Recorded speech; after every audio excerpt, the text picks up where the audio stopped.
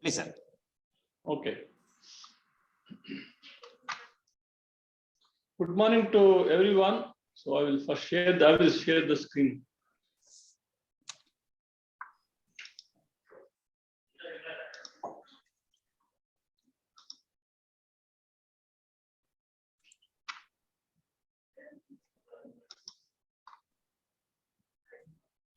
Is it can be seen clearly? Yes, sir. Visible, sir. Visible, sir. Yes, sir. So good morning to everyone.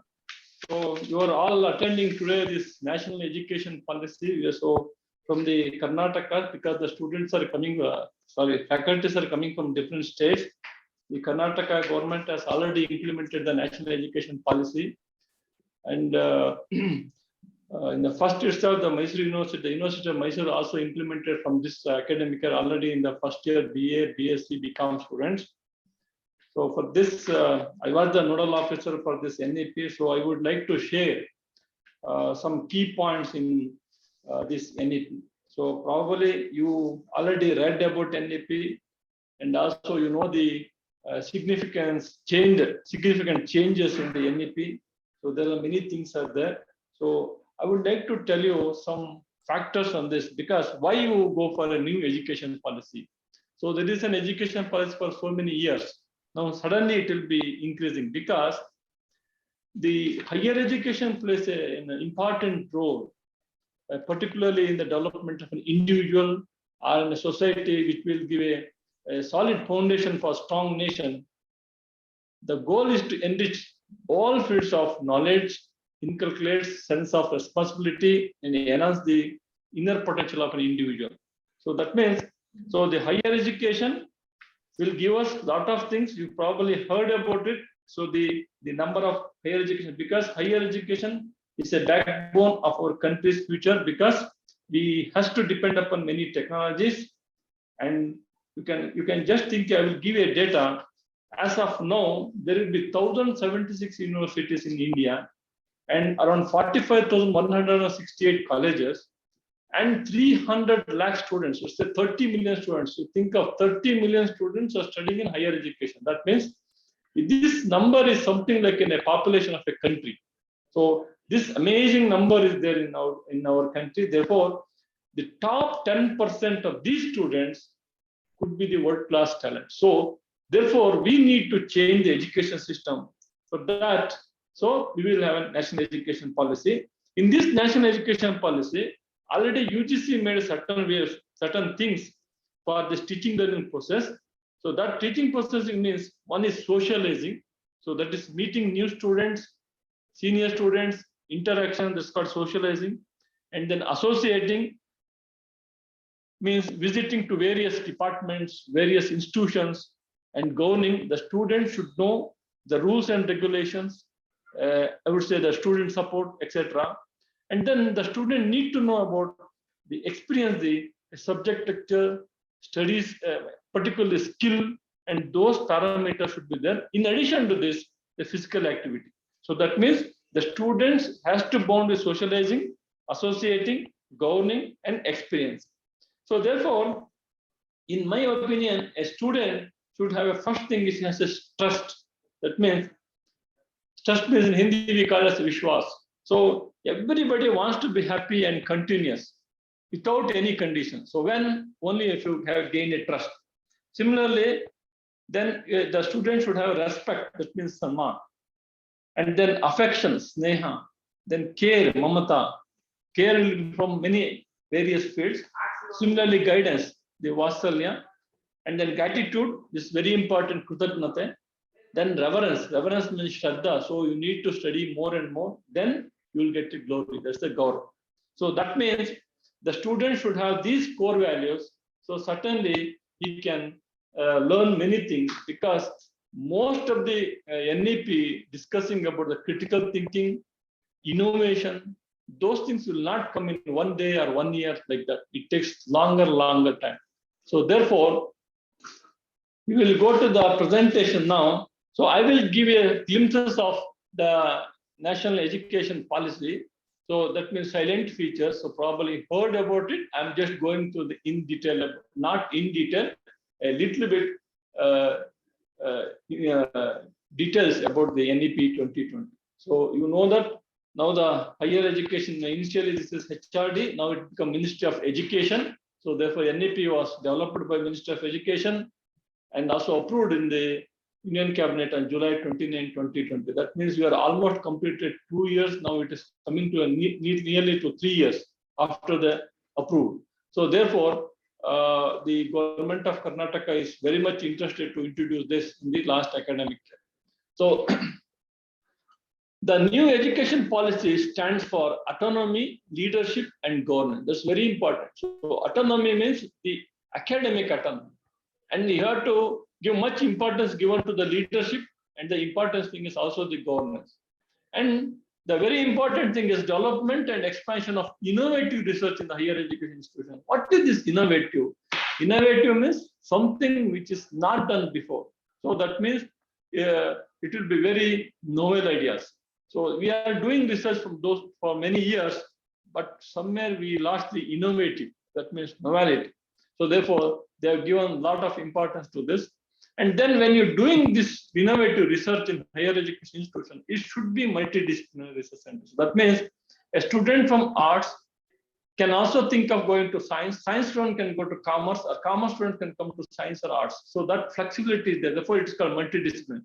So these things are very necessary because the India presently is moving towards true knowledge society to stronger economy. So that is the importance. So therefore, we will have to change into the new education policy.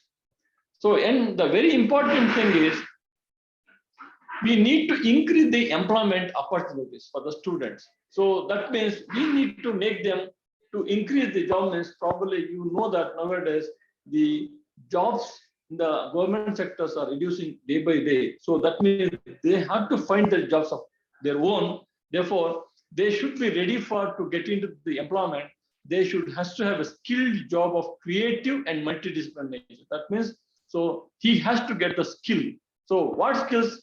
There are many types of skills out there. So lifelong skills, even you tackle a social problem. So such skills should be there. So when you, and also this NEP will looking at to increase slides are not changing. Slides. Slides are not moving, sir. Slides are not moving, please. really, Slides are not moving. Oh, You're still in the first slide. wow. Oh, so only first slide you are there, sir. I will just go and come back again. Yes, yes, sir. Yes, sir.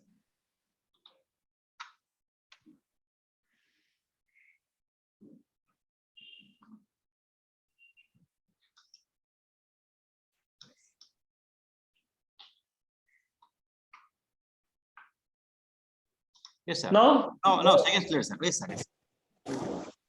I'll just explain about this. So now I will move to this slide. So because they're due to NEP, yes, anything?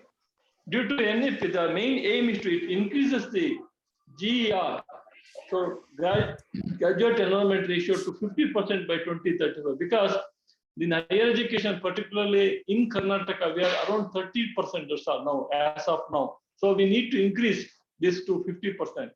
So, and to increase means to increasing in different skills. So that's the most important thing.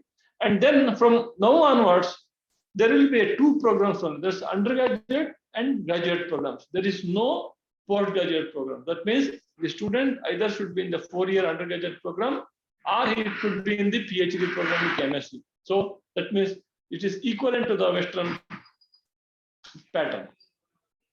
And very important thing is, so this NEP means more emphasis on outcome-based education practices. That's very important because if you teach any course, so that course should be outcome-based. That should help the student to improve his skills. And also the curriculum, it should be like that. It should be on critical thinking, a development of real-life problem-solving skills.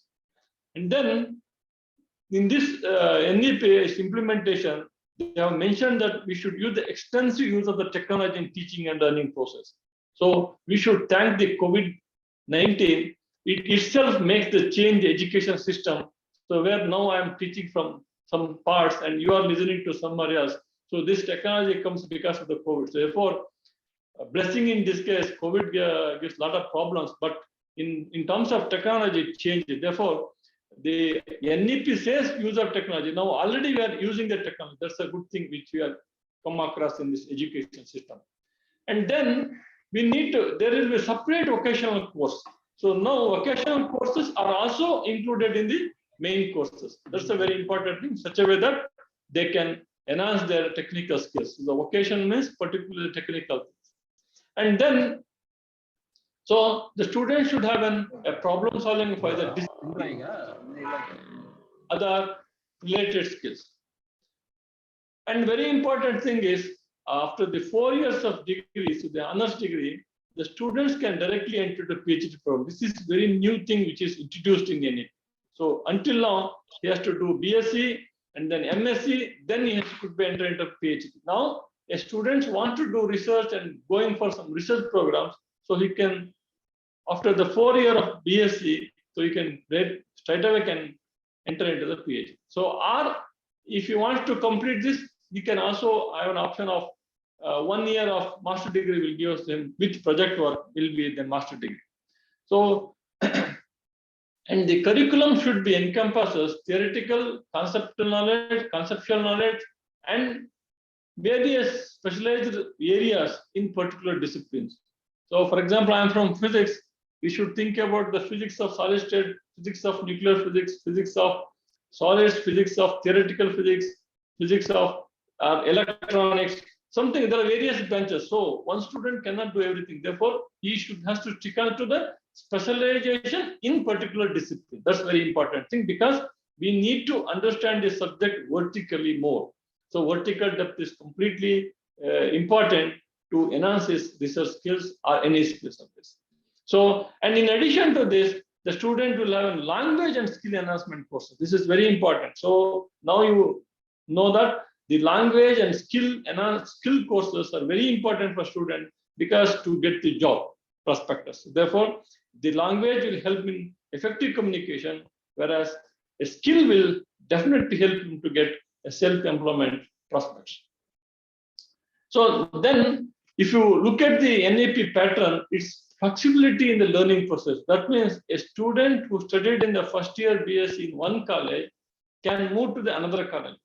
Similarly, a student can opt for the one semester in the particular college, he can go to any other colleges. So that flexibility is there. For example, a student of from Yuvaraja's college is studying physics here, and suddenly he feels that there is some good paper or good course is going on in Dharwad University, he can skip to that course. So that means there is a flexibility is given.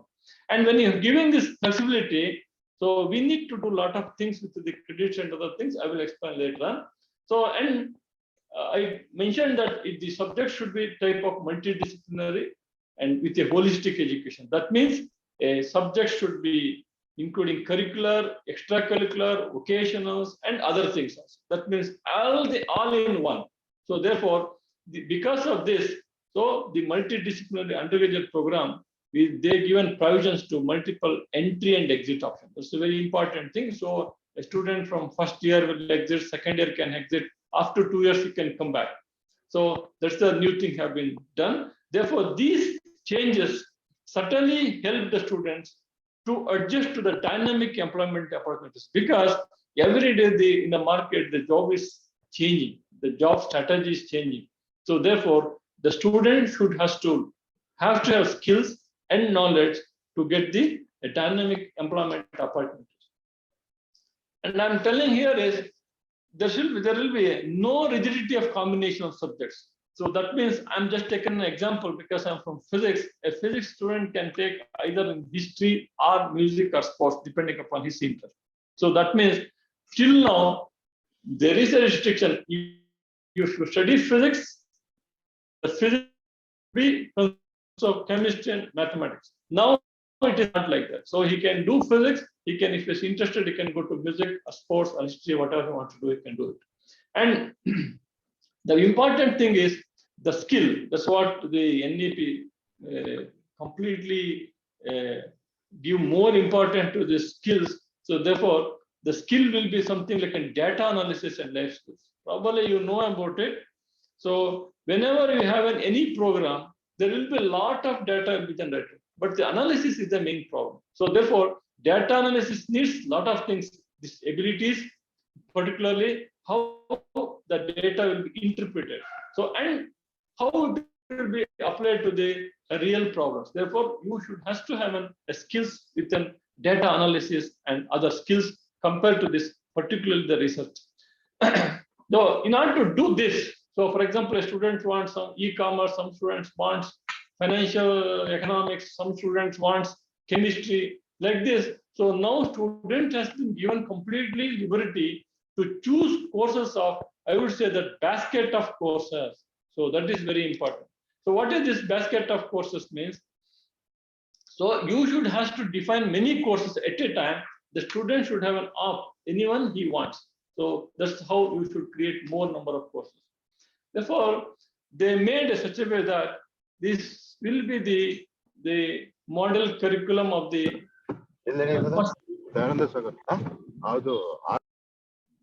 So in the first year, that's a 2 semester, the student will get an understanding and exploration. So what he wants to do. So that means when his understanding is, he should have something ability to solve well-defined problems, already solved problems, but those problems will definitely help him to understand the mechanism such a way that he should understand and explore the other things. So when you do this, you will have a 48 credits. So first year you'll get a certificate.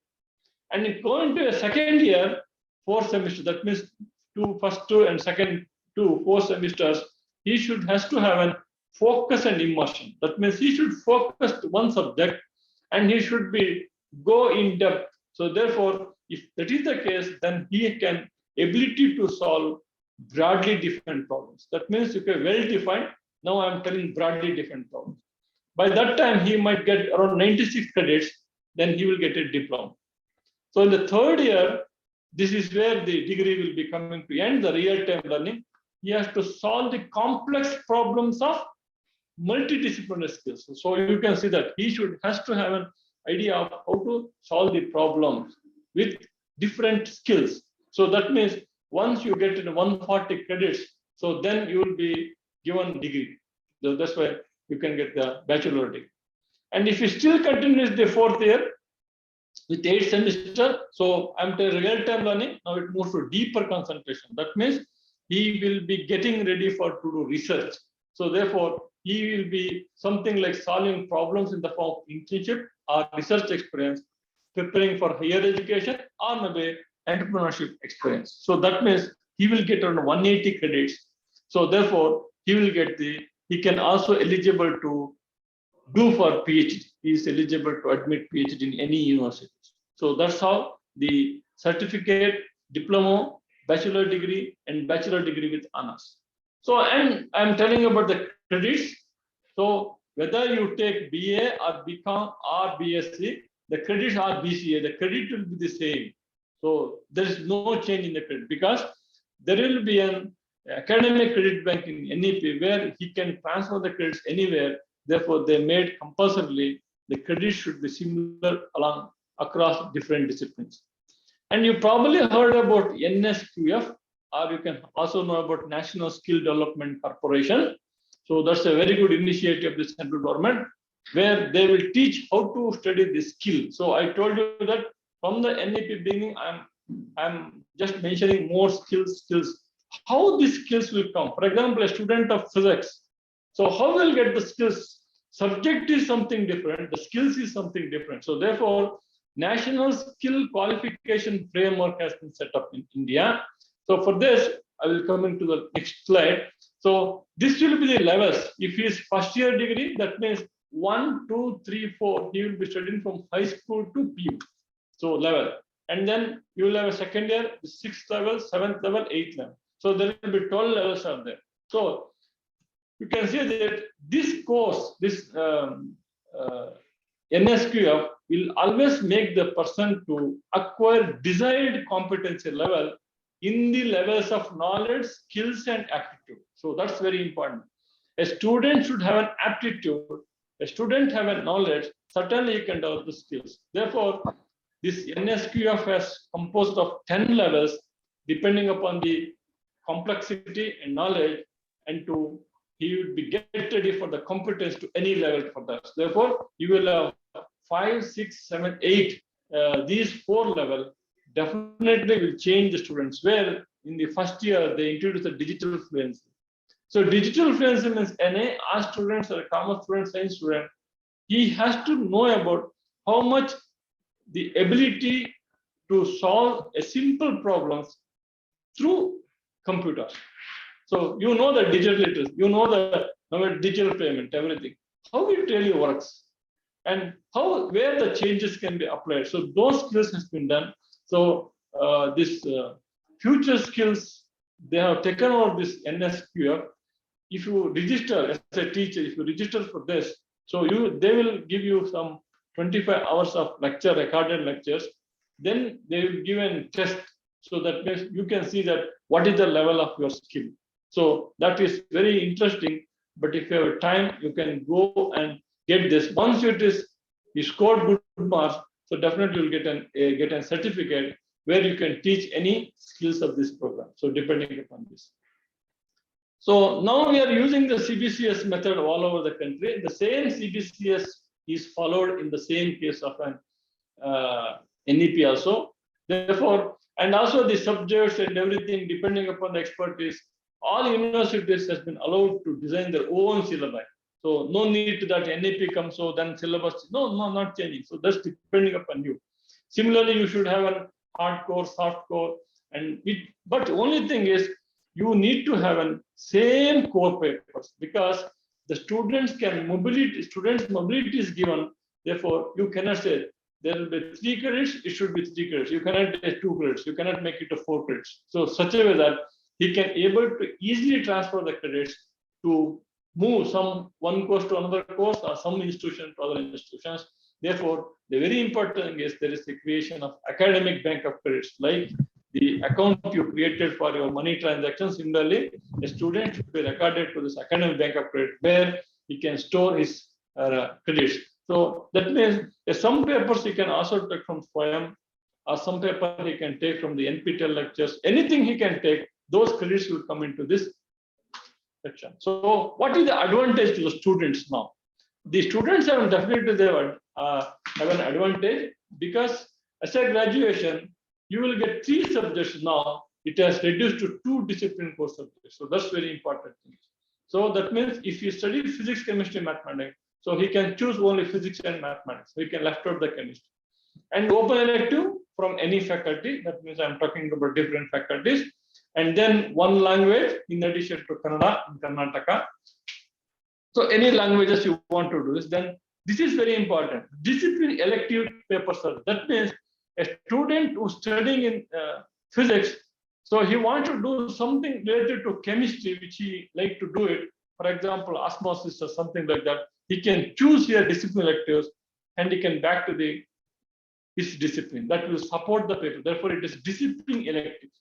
Similarly, this is very important, skill enhancement courses. So these courses I just explained to you from the National Skill Qualification Framework. So there they introduce the basic courses in the first year. Later on, they can take the good courses on this. Now, this is the distribution of various things in the NEP. So I'm talking about if you take first year, second year, third year, and fourth year, look at this very carefully. This will tell us the languages. So in the first year, they give 25% of languages, and the soft skills around 8%. Core paper means any subject papers like physics, mathematics, or history, economics, you will get 50%. And also they give technical skills around 9%, and compulsory papers like environmental studies or Constitution of India, anything of this, they will give 8%. So the distribution you can look at, the more or less first year and second year is same, because student has to choose which subject he is interested. Therefore, they given equal weightage here in the first year and second year. You look at the third year, so the languages is off. There is no languages. So then this will be increased to 1%, 9%, and the subject increased from 50 to 60%, and they put the general electives. So this is, I'm talking about general elective. This will be something like a discipline elective. So then you will have a skill definitely increased to 9 to 12. And then you can see this compulsory subject is reduced to 5% here. There is no compulsory subject, but it will be coming from self-study. This is a very important component put in NEP. So therefore, they put the self-study. And you look at the fourth year, if he's really going to the basic, that means his hardcore, that's core papers will be around 83%. And then still he is having a technical skills and self-study. So if you look at very carefully, the subject is going on increasing from 50 to 83%. So that means a vertical knowledge will be given more importance in the NEP. So now I'm coming to this. So let us take this. So the participants which are from the outside Karnataka, you can just look at this. So I'm just taken the history and economics as the two discipline subjects. So therefore, you will have a 2 papers on history, will be 3 credits. Similarly, economics will be 2 papers will be 3 credits, and then 1 open elective, and then languages 2, either Kannada and English or Hindi and English, whatever you want to do. And then you can say this is ability enhancement compulsory courses, and then skill enhancement courses where you will have a digital fluency. So this is what I'm talking about, the National Skill Qualification Framework. And then they introduce the yoga and health and wellness. So that means you'll get 25 credits here. Every time you get the 25 credits. So if you look at very carefully on this, that means you can have this, you know, the 3 credits, no change. But here is, you can see digital fluency, they have put the 2 credits. 1, so 2 credits you will have. Yoga will be 1 credit and health and wellness 1. These are the very important thing, because a student has to have a good health. So they introduced yoga and sports and his awareness about wellness, and also you have an NCC, NSS, and cultural activities also mean. So you can see in the first year, a student has to have 2 papers, history and economics, and then environmental studies, digital fluency, yoga, sports, health and wellness, either NCC or NSS or cultural activity. So that means it gives a diverse thing where you can have the same pattern all over. So that means only this subject will changes. If you look at BA or BCom or BSc or BCA, this pattern, this skill enhancement course will be the same. So therefore, you look at the second year, the same thing, 3rd and 4th semesters, no change. But instead of environmental studies, Constitution of India comes. And here is artificial intelligence or some other skill enhancement course. So it is very important. You know that for artificial intelligence has been applied to everywhere nowadays. So even from the arts or science, whatever you have to, they introduced a skill enhancement course. And then the same sports and other things are continued. And in the 3rd year, you can see this. So that means the cyber security is coming to existence. So or some depending upon, or you can have a societal communication. So that's very important. Still the sports, that means all the 3 years you will get yoga, sports, NCC, NSS, and cultural skills, so that the student will have interact with teachers or with public will be better. And also you can see here in the 4th year he can have vocational or vocational internship, and then the 3rd year. And then the 4th year, he has to study more papers on this, and also is including research methodology and finally research project. So that means he is ready to register PhD. So that's how totally we have this 48 credits, 50 credits, you can have 48 to get certificate. Again, here it will be 100, you get 96, and then you will have 143, you will get 140 credits for degree, and then 180 credits, you will get the 4-year degree. Similarly, you can have taken into science stream, the same thing, botany, zoology. So you can have the same skill enhancement courses, continued open electives, and the same thing you can see there will be 2 papers. Here is practical as well as theory will be 4+2. But you can see this by the 4th year, the student should choose only one subject because he is getting ready for the research or master degree. Therefore, 4th year will be only one subject. Similarly, minus this is not there. So then this is for BCA. So BCA also same. Only thing is 3 papers will come in the core paper, discipline core paper. The remaining is same. There is no change in it. That means a student, anything he chooses, skill enhancement course and ability enhancement compulsory courses are similar, but only changes here. So similarly, coming to the BBA become the same thing. They introduce the 3 papers of 4 credits, and then open elective, and then AECC, and then SCC paper, same thing. So then he will get the occasional as well as the research methodology in the 4th year.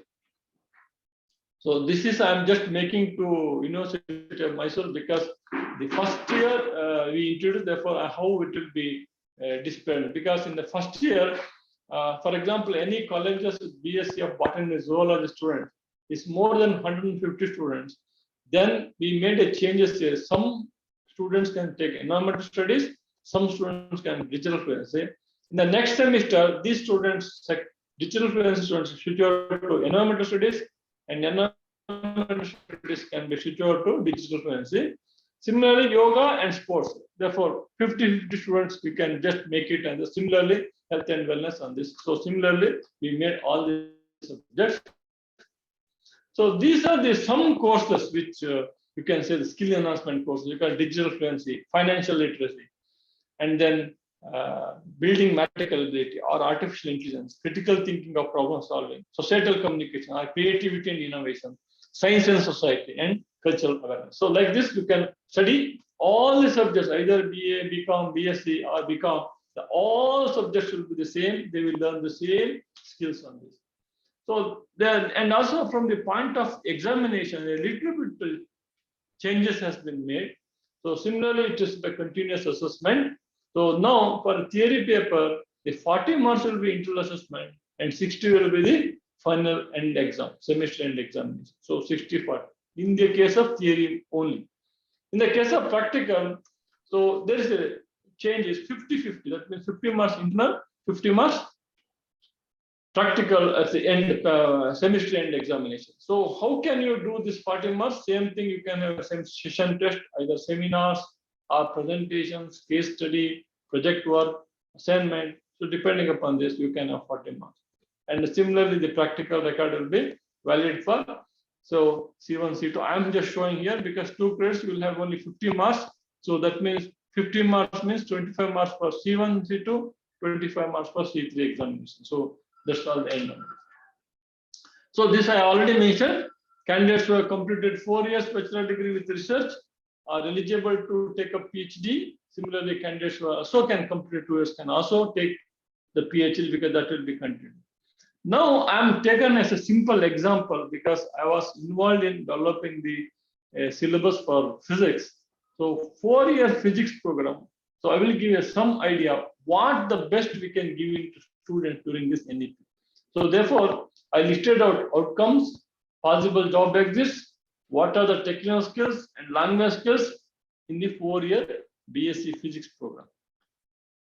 So that is when you completed the first year, the expected outcome will be discipline knowledge, problem solving, modern tool usage, ethics, individual and teamwork communication. So these are the things he has to do it.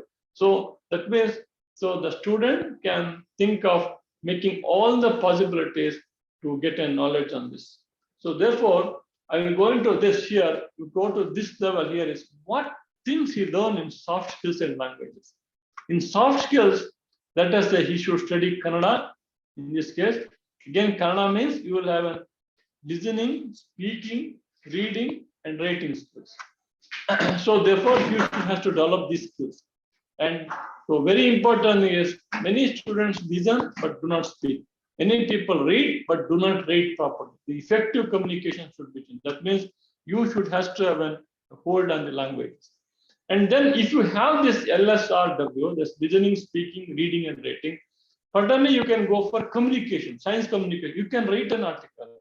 You can talk to the students very efficiently. Similarly, if you have a knowledge of very good English of this, also you can write English things, English write up in science communication. So similarly, you can do those things. And then he has to have a personality development. So that means he should show, because of this, he is a different person. Then if he is a different person, then how he can work in the teamwork, and which confidence in building his confidence to work together. So, and also in the soft skills, awareness of Constitution of India and environmental science, which are more important to day-to-day life. So he should have to have awareness. So if you have these soft skills, then you can go to technical skills.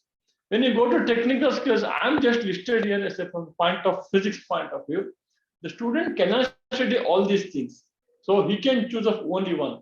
So ICT preparation, or maybe computer programming, or maybe equation graph, or maybe basic data management, or electrical maintenance, or you can a small equipment maintenance. That's also possible. So that means the student with soft skills, he has to concentrate on only one technical skills, such a way that if he exit, so I know that most of the students do not exit in the first year, but there is a chance to exit, then you can think of exit. So to get a job type of lab technicians, either maybe data entry operators or mechanical repair, so electrical repair. So that means because of these skills, he can look for the jobs in these sectors. So similarly, if you go to the second year, in addition to expected outcomes, he has been added to conduct investigations. That means he has to do design experiments which he wants. So therefore, the same skills will be there. Addition is pedagogical skills. That means now the student is getting ready to have the subjects difference. So that means he wants what type of syllabus he wants to do something different. So therefore, he can add it in the second year. And then the technical skills, again, those things will be there. Then the student will be given an idea of history of science. This is most important, pedagogical as well as history of science, because to understand science, the history is most important. So how it is developed, what are the factors, or what are the things influences a person to increase his ideas towards the science. And then if you have this, definitely his job level is increased, because you are getting 1 year diploma, 2 year degree that is equivalent to diploma. Then you can little bit approve from lab technician instructors, and you can have supervisors. You have a lab technicians, you have a primary school, you are eligible to teach primary school. So this I will come into you later on. So education component will also come in the later. Therefore, that will be there. And the remaining things will be the same. If he is interested, he can continue in the same. And in the third year, so he will be something like addition to that, the expected outcome is increased to environment. So now he look at the environment and society. Therefore, he has to look at the environment and society, and then project management and finance. This is very important. So the management and finance are most important things in our day-to-day life. So that has to be taken up here.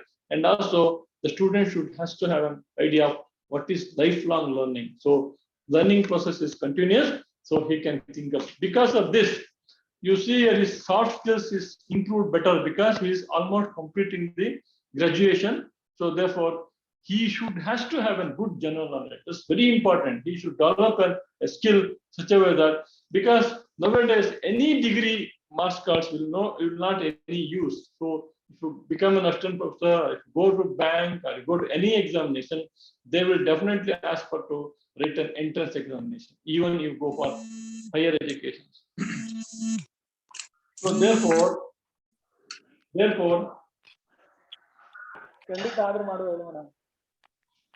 hello.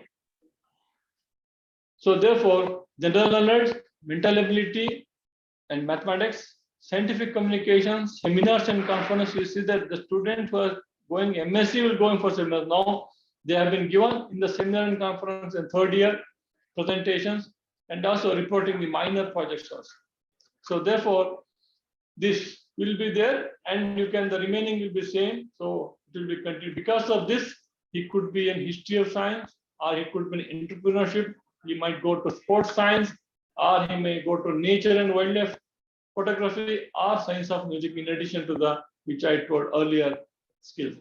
And then he will become a possible job. He's looking for high school teacher, entrepreneur, administration, or science communications, or NGO and environmental activities, or wildlife and nature photographer. So that means he has to choose one of these things, and he could excel in this area.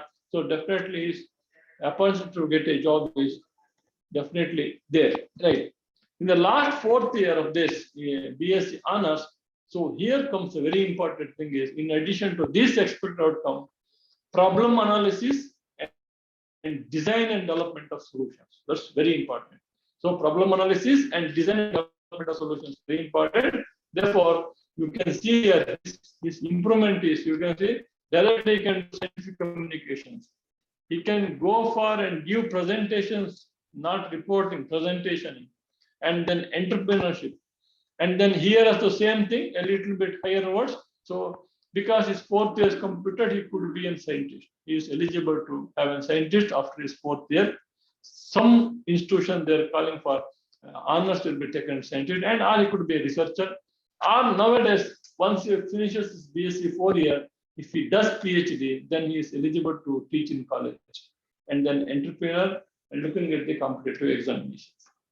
So these things will be there. That means his area is broadened and broadened. The jobs will be getting more and more. So I think that's all from the NEP introduction about this. So thank you for listening. So now I can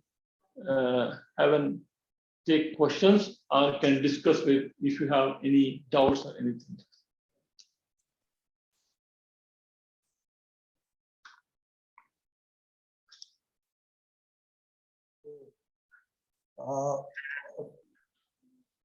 Dear participants, Professor Lokanath has made a comprehensive presentation on NEP at the higher education level. If you have any queries to make at this point of time, you are welcome. You can ask questions to Lokanath. Or otherwise, what I think, I will also give my remarks for about a few minutes, and then we can have questions. Nandan Swami, which would be the better way? Dr. Nandan Swami. Okay, whatever the way we want to, please. If there are queries right now. Dear participants, if you have any queries regarding the presentation done by Professor Lokanath sir, we can raise now also. Okay. Sir, may I, sir? Yes, please. Please, Hello Kumar, please go May I go ahead, sir? ahead. Please, audible. Please go ahead. I was just wondering whether we are subjecting students more to make the 5 years course into a 4 years course. No, sir, no, not pressure at all.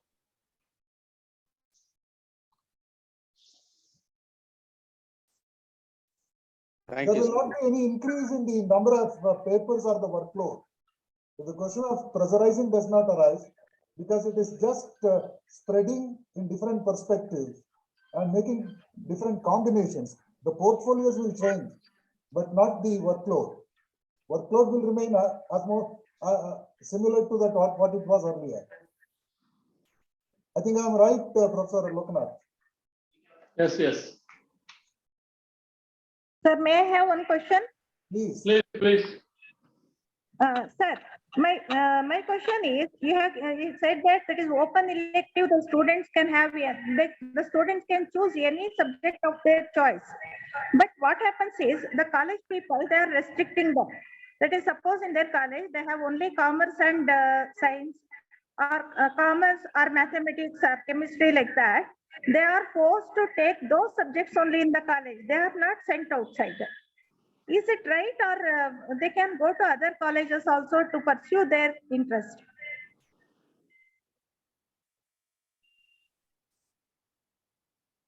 For this, actually, a college should have a minimum of 3 combinations: arts, science, and commerce. Somehow, because of their thing, they made it either only commerce or only science college or arts college.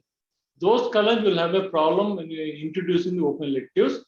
But however, this open elective, you need not to go for any colleges. They can use this Swayam or any Swayam courses, or if you have a nearby colleges, you can get it there, or you can get the teachers for the subject, because open elective is not an affiliated subject at all. So you can just, that's what I'm telling. If you have a BA students, he can go for the BCom or subject like financial market or e-commerce. So such a way that they can manage each other. Okay. Any more questions, please? Anybody else?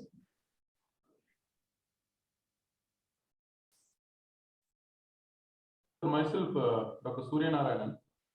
Please. Is the credit transfer is applicable to all level of institutions, whether it is NAC accredited or not? Very good question. So that is the thing they are considering. The NAC accreditation is very important here. If you do not have a NAC accreditation, you cannot transfer any credits or students to any colleges. And also they put a rider. So that means if you say 100 students are joined for BA, all 100 students will not go for the honors. So they put some rider that will come on the second year. So something they put in credits and those things. Similarly, as of now, the students can only changes is A grade and above. So those students can move from one college to another college. So that means a student with a NAC of C grade or B plus or B grade, they cannot go to the A grade.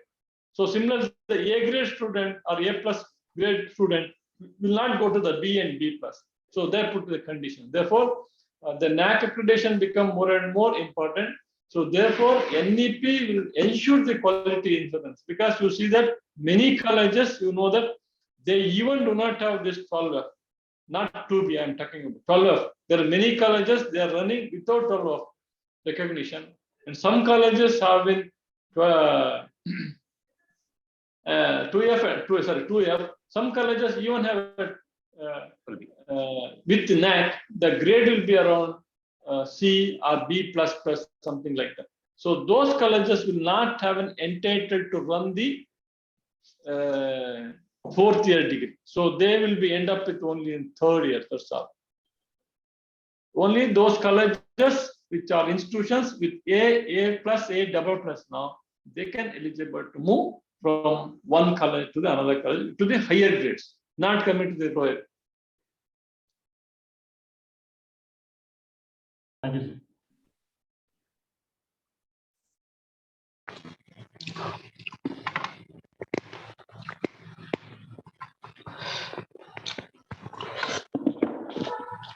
Narayan Pandaran, would you like to have any queries? Please, please. Narayan Pandaran.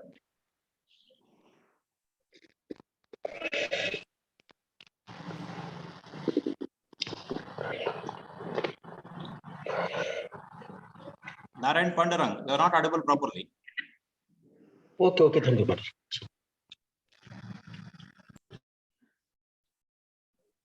Okay, sir. Okay, any more questions? I think Narayan Pandaran was asking some questions. By mistake, he put the speaker.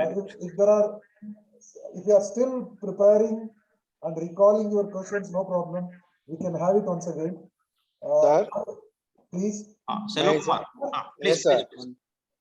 Sir, we have students coming from rural areas. They don't know what to choose. Now, how about going for higher education? So in that case, how we expect the student to choose their subjects or go for options? That is the reason teachers' education is required at this point of time. Only two teachers who are well versed with the new policy can guide their students to take up right type of courses. So that in the beginning, there is a need for making it familiar to the teachers. One of the objectives of this interaction is also for that purpose, keeping in mind the available resources in the respective college or the university and the nearby colleges, clusters that may going to be developed. Teachers need to suggest them either to take up offline courses with the help of other colleges and institutions, or to think in terms of going for MOOC, Swayam, such online programs. The intention is to make it to reach everybody. The prime objective of NEP is based on the principle of inclusiveness. For the simple reason that somebody is from the rural area and there is no accessibility, we should not leave them behind. We must think of alternative means of reaching out to them as much as possible. That is possible only when the teachers are aware of these facilities. The objective of this interaction is to make such information spread across teaching community. Thank you, sir.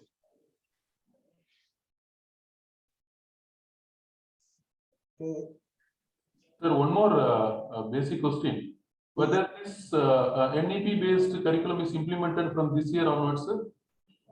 In our university, in Karnataka and particularly in the University of Mysore, it has been implemented from this year.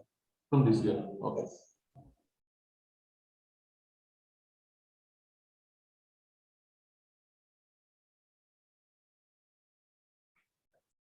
Anybody? Anybody else?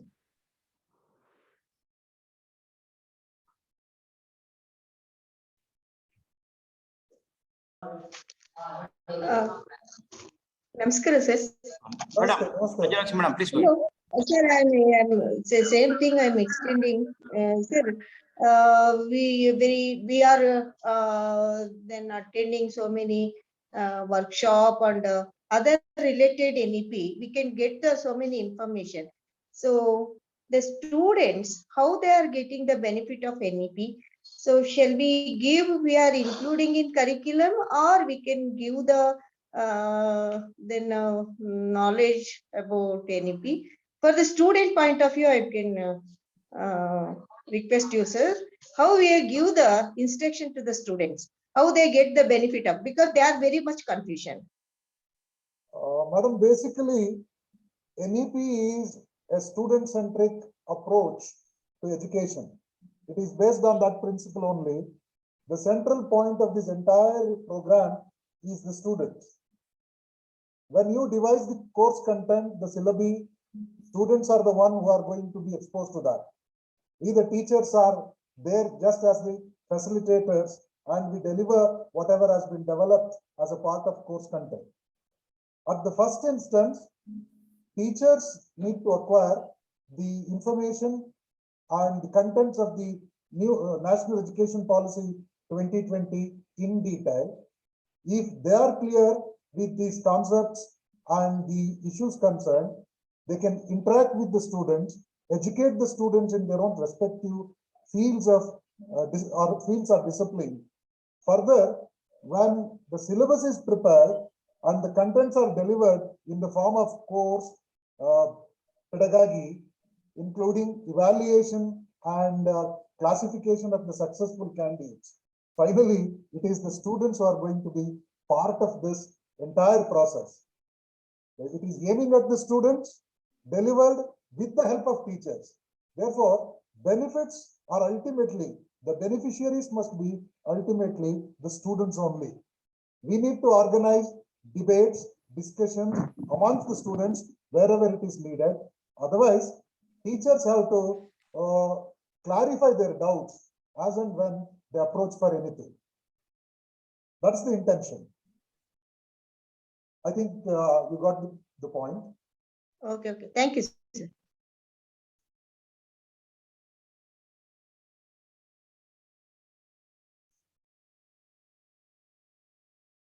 The very purpose is to make students participants more active than before.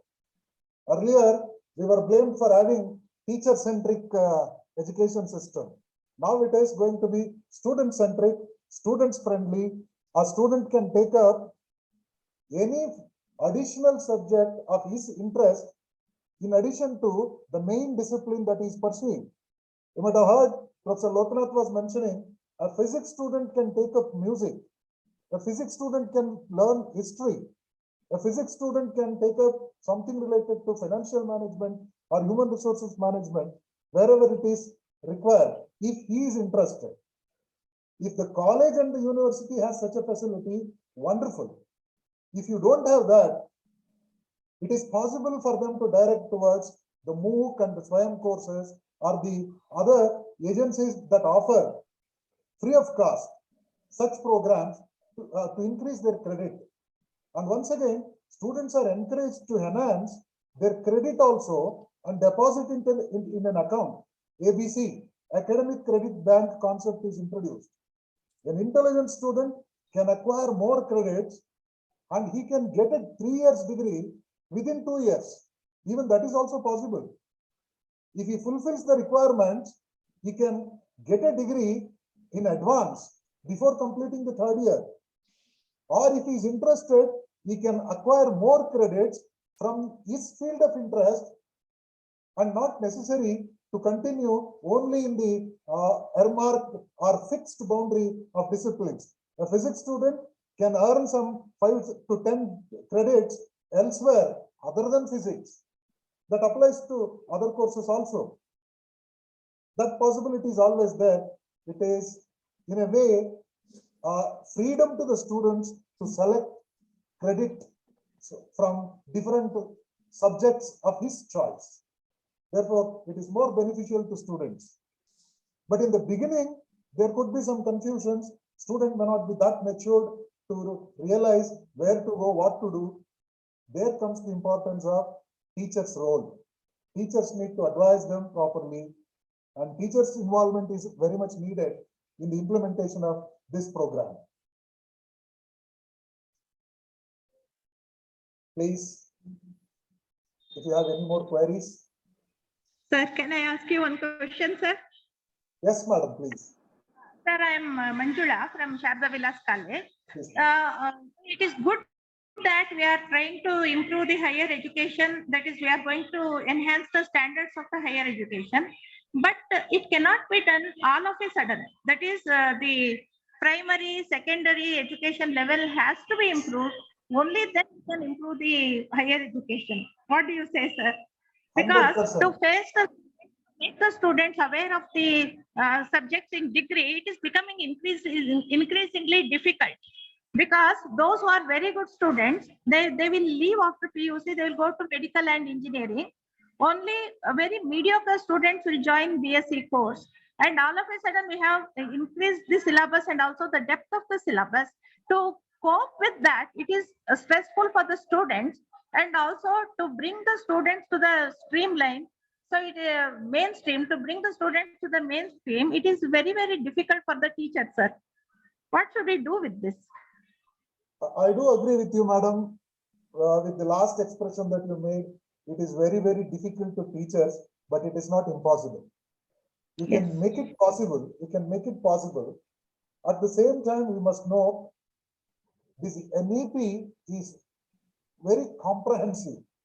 It covers the entire gamut of education, not only higher education, starting from pre-primary, primary, middle, secondary, and then higher education. Higher education and professional education. It has divided the education system into these different elements, starting from pre-primary to professional courses. Incidentally, this policy has been introduced in 2020. When they thought of introducing it in 2020, it is along with the primary classes also, not only for higher education. But the state of Karnataka and many other states have accepted the NEP to be implemented at the higher education with effect from 2021 itself.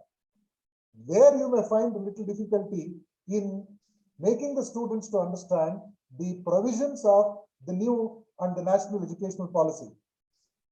But from next year onwards, the entire education system across the country is going to be under NEP.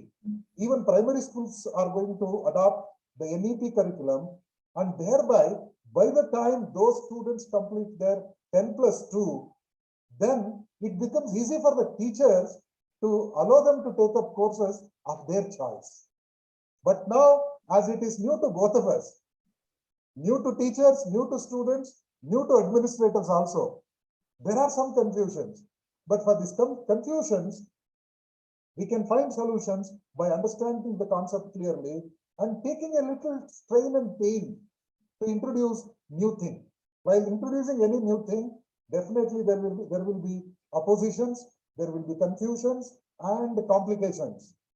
If you handle these things properly, it is going to be a very good initiative for equipping our students to face the 21st century challenges. To face these 21st century challenges, we need to accept an amount of pain, no doubt. No doubt. But wherever there is confusion, please, madam, wherever there is confusion, we can interact. We should make a cluster group of the teachers.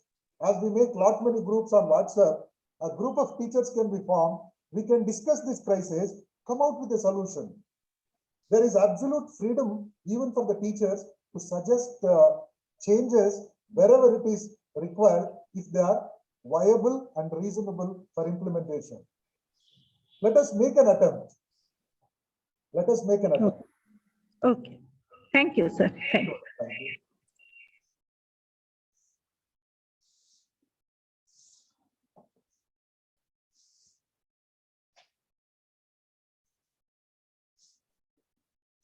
It is your time. Now you have to pose questions.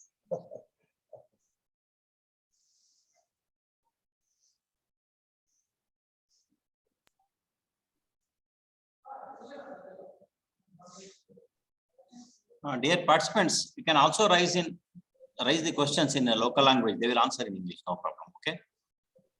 We can understand a couple of languages. ಕನ್ನಡದಲ್ಲಿ ನೀವು ಪ್ರಶ್ನೆಗಳನ್ನ ಕೇಳಿ, ತೊಂದರೆ ಏನಿಲ್ಲ, ಅವರು ಉತ್ತರ ಹೇಳ್ತಾರೆ.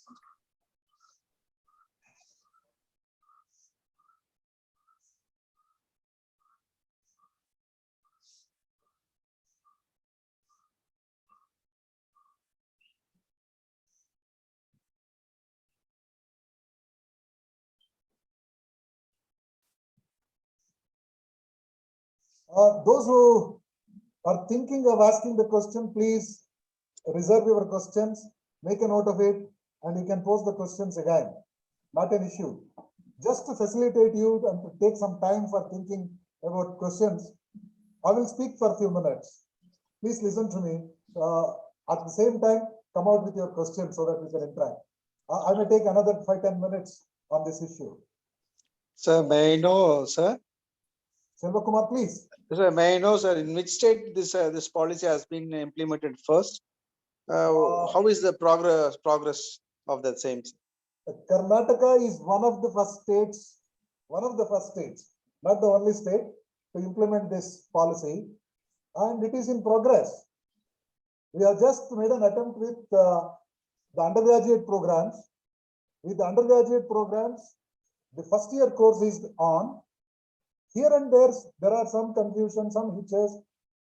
We are making improvement. The progress is satisfactory. We can be positive about it. Selva Kumar, got it? Thank you, sir.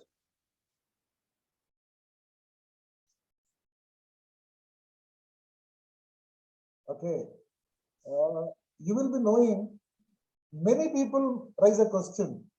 Why this NEP all of a sudden? Why this NEP all of a sudden? Where was the need for this?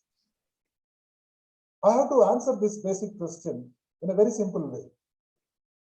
You will be knowing the UNO came out with sustainable development goals aiming to transform the world by 2020. The objective of sustainable development goals announced by the UNO on 14th April 2015, which happened to be the 125th birthday of Dr. B.R. Ambedkar of India. That day was declared as the International Knowledge Day, and UNO has adopted a plan for 15 years. You will be knowing from 2000 to 2015, 15 years plan was called millennial plans. Millennial plans. By 2015, millennium plans were over. UNO initiated sustainable development goals oriented plans for another 15 years, starting from 2015 to 2030. For transforming the world, the vision that UNO thought was eradication of poverty, ill health, unemployment, and all sorts of inequalities. In order to eradicate ill health, unemployment, and all sorts of inequality, they came out with certain goals to be realized within these 15 years. There are 17 goals. I'm not going to elaborate, you know that. There are 17 goals, 169 targets, and about 360 indicators identified by UNO. Among the 17 goals, the fourth goal is concerned with education. The fourth sustainable goal enshrined in the list of sustainable development goals of UNO states that the goal is to ensure inclusive, equitable, quality education. I repeat, inclusive, equitable, quality education to promote opportunity for lifelong learning for all. Lifelong learning for all. This is the objective with which UNO came out with the sustainable goal and called for all the 172 member countries to implement this policy.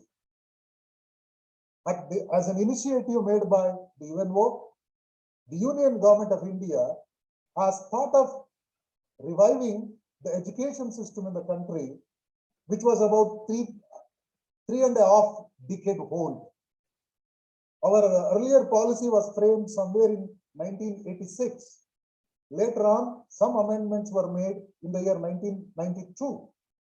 Since then, no changes were made into our educational system. In order to bring some new changes, introduce new avenues, because the world is not the same during these 30 years. During these 30 years, the world has changed a lot. To cope up with the changing world and to prepare the youngsters to achieve the national objective, the government thought of revising the education system. As a result of that, the National Education Policy 2020 has taken its shape. The objective of this is to facilitate for the economic growth of the country, facilitate for social justice and equity in the society, scientific advancement in the overall life of people, national integration, and at the same time, cultural preservation. Cultural preservation. These are all the objectives with which the education of the country is viewed through the eyes of this NEP. Through the eyes of this NEP, education is not for imparting knowledge, not just for cognition. It is for developing social justice and cultural preservation in the Indian society. Keeping that in mind, the new policy has been introduced. When I am saying the new policy, you should also know what was there in the old policy. Was there everything there was wrong? I'm not to say that everything was wrong, but the things that were there in the existing education policy were developed in the light of the realities of that situation. The world was different in 1990s when compared that of today. Today, the advancement of science and technology, economic reforms that had happened all over the world, made us to think in terms of Industrial Revolution 5.0. You will be knowing Industrial Revolution 4.0 is presently prevailing, and we are preparing for Industrial Revolution 5.0. Everything is going to be digitalized.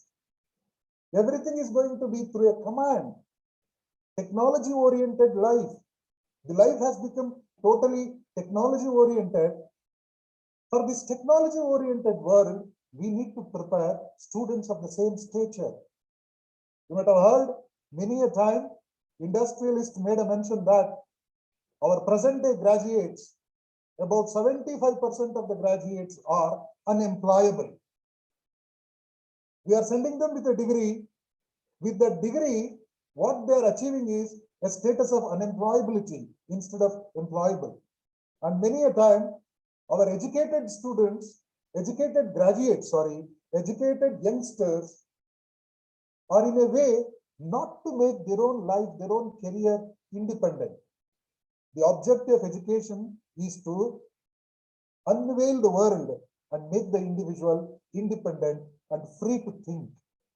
That has not happened so far because of obvious reasons. Many a time, our graduates, after getting their degree, will become helpless and they say, I cannot get a job because of the narrowness of the subject that I have studied. I thought of studying something, I was made to study something, now I am neither here nor there. To solve such a problem, the present education, the new education policy has been introduced. To take a glimpse of the existing or the previous education system in the country, you will be knowing we were having a fragmented education system, a fragmented system. Science means absolute science one side, arts, commerce, education. These are all the different faculties. A law student, even though he is interested in knowing music, he was not allowed. We tell them, if you want, you do it on your own. A science student, though he is interested in sports, he may not be allowed to do so. We tell them, concentrate on your main focus. A fragmented system, less emphasis on outcome-based approach. There is no emphasis on outcome-based. Outcome-based, what does it mean? We never ask a question, after studying this course, what should be the outcome that I am getting? What it is not now. When I entered as a fresher to a course, after completing the course, what is the value added? What are the new things that I have acquired, which I was not having prior to my admission to this course? We never thought of it. After getting a bachelor's degree in arts, history, what are all the expected things of that graduate? What is called graduate profile? There must be a graduate profile. An engineering graduate must be able to do certain things. A BSc physics, a BSc chemistry must be able to do certain things. A BCom graduate must be able to do certain things. What is expected of him? That makes his profile. We never thought of a graduate profiling and then outcome-based approach to teach. That is one of the lacuna that we have experienced hitherto. Followed by that, separation of disciplines, limited access. Limited access means here, some courses are available in some part of the country. Only few colleges are allowed to do some courses. Everybody, say for instance, there was a big gap between the rural and the urban area. There is a great digital divide between the rich and the poor parts of the country. Say for instance, we are living in two types of system. One is the highly specialized, focused institutions on the one side and the poorly infrastructured institutions on the other side, a demarcation between the institutions themselves. All the time, we used to see a digital divide between the students also, and we used to make a comparison. How can you expect a rural student who has not seen a computer to speak about artificial intelligence? Even now, you can have students who have studied in their vernacular, local languages, made to study higher education courses in English medium of instruction only. Though they are creative, original in their thinking, because of the language problem, they cannot speak, they cannot inquire, they cannot participate, which will suppress their motivation to learn. Therefore, accessibility was one of the big problem either to. The objective now is to avoid it. And limited autonomy. There was no autonomy to universities, colleges, university teachers particularly to come out with a course of their choice. As a result of that, we were not able to focus more on in-depth study. In-depth study precisely can be called research. Our graduates never used to come out with out of the colleges with an intention to search, with an intention to go for extended learning. And overall leadership quality, say for instance, how will a graduate take up life? There is a difference. Instead of becoming confident, instead of becoming independent in thinking, most of our graduates have become become introvert, depressed, not able to sustain the pressure of the reality. Therefore, to help them overcome this problem, a new approach wherein multidisciplinary courses, value-based education, skill development is focused a lot. You will be knowing Bloom's taxonomy says education must be made out of three things. One is the knowledge, other one is attitude, and the third one is skill. Either two, our focus was purely on knowledge dissemination only. Knowledge dissemination through lecture classes, dictating notes, giving them textbooks references, making them to prepare, testing their memory in the examinations. Whether they have the required attitude or not, whether they will be able to use that knowledge for reality or not, we never bother. The skill part is concerned with application of knowledge to solve problems. Many a time, we know the concepts, but not the skill. However expert you are in developing theory on swimming, what is the use unless you know how to swim? That knowledge must be converted into action, that is skill. For doing actions or inactions, what is very important is attitude. Unless a historian, a history graduate to develop the attitude of an historian, a commerce graduate develop attitude of a businessman, a doctor develops an attitude essentially required for a doctor, qualifications are of no use. Therefore, the present education system is aiming at the national education policy mainly aims at developing knowledge, wisdom, and the reality-oriented approach to learning. That knowledge, wisdom, and reality-oriented approach will impart all the three, even suggested by Bloom's taxonomy, that is knowledge, attitude, and skill.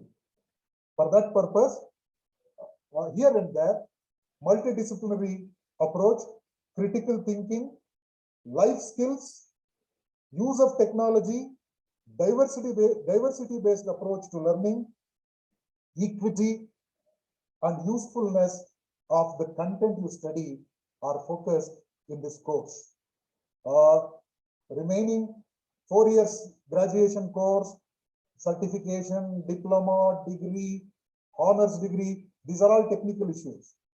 But the ultimate objective of this national education policy is to create accessibility, inclusivity, creativity, accessibility, inclusivity, creativity in scientific and careful way of learning.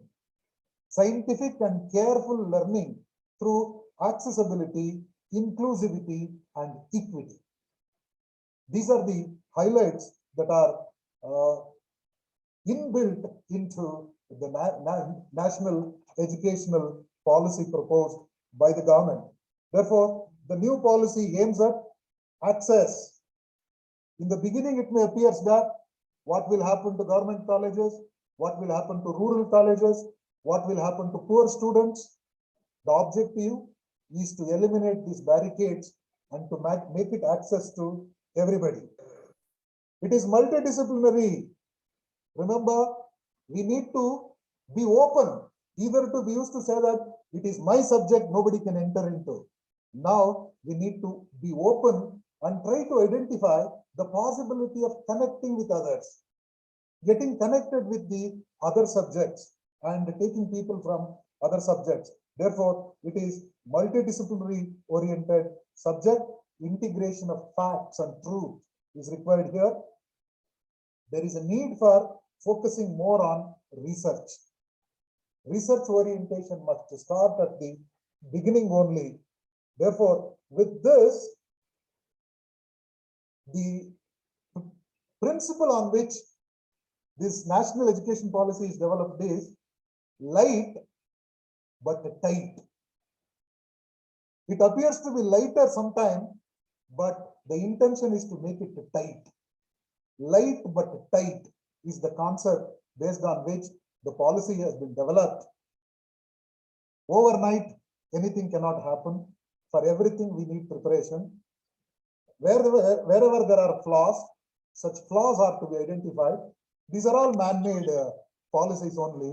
Here and there can be some limitations because of the diversity of the type of students and the colleges we are having in our country.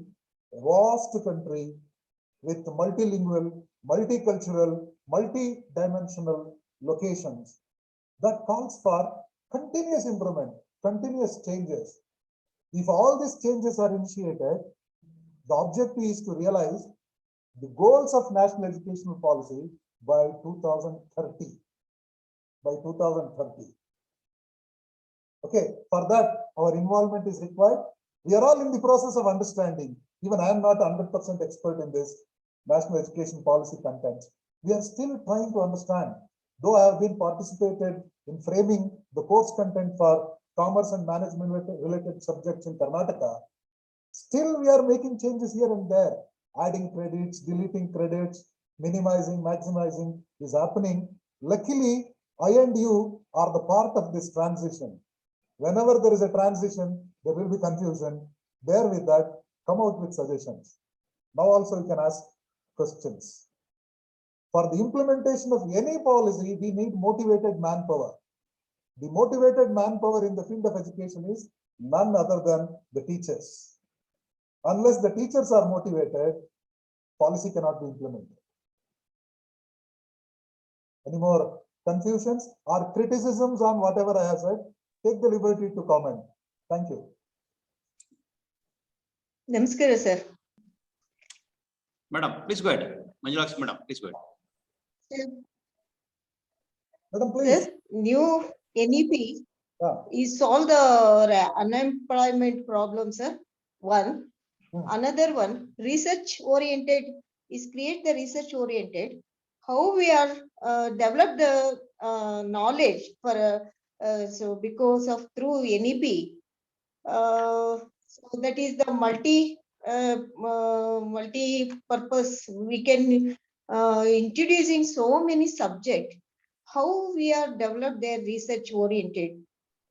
Really, really, it is very challenging for students and faculty also.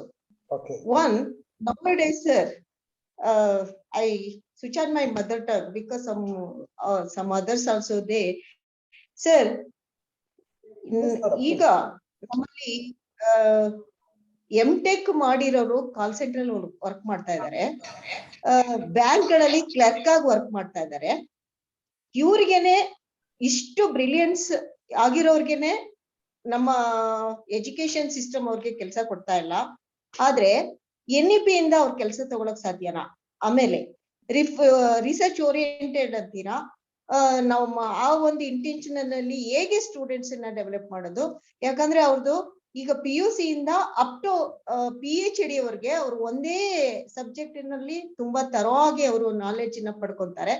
ಇಲ್ಲಿ multi disciplinary ಅಂತ ಅವ್ರನ್ನ deviate ಮಾಡೋದ್ರಿಂದ ಅವ್ರು ಹೆಚ್ಚು ಅದರಲ್ಲಿ knowledge ಪಡ್ಕೊಳಕ್ ಸಾಧ್ಯನಾ?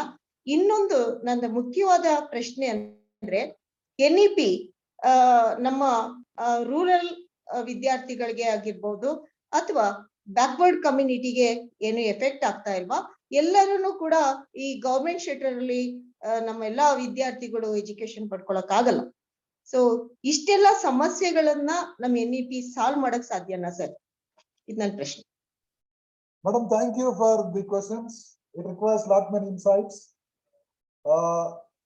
To encourage others to speak, if anybody is interested to react to the questions raised by Dr. Manjulakshi Madam, participants can also react.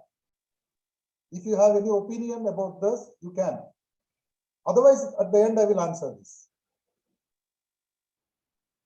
Sir, I welcome ma'am's question. I could understand a little. I just want to supplement her question. This policy looks very good on paper and we have a long way to go. I was wondering whether we are moving towards generalization or specialization or a hybrid one. Okay. Wonderful question. Sir. Any more reactions? Sir, what she said is right, sir. That is, during non-semester period, that is, I studied during non-semester, we used to have plenty of time for us to concentrate on other activities like, say, my indoor games, music, etc. I was the indoor games champion forever. So all 4 years, sir. That is BSc as well as MSc, I was the indoor games champion. So with interest, I used to concentrate on other extracurricular activities. But now what happens is, because of semester scheme and most of the subjects are loaded on the students, because all of them are new subjects and it is difficult for the students to cope with the subject itself. Then it is difficult for them to go for the co-curricular or extracurricular activities. But by force, we cannot bring interest in other subjects, sir. This is one part. And the other part is, in most of the colleges, what happens is the teachers will force the students to take the subject. The students are not given the choice. This will not be known to the higher authorities, but in most of the colleges, say those who sit for the admission process, say they will force the student to take a particular combination. So don't you think that the very purpose of NEP is failed here? Wonderful, madam. Wonderful. I appreciate the reactions. Any more? Any more reactions to this?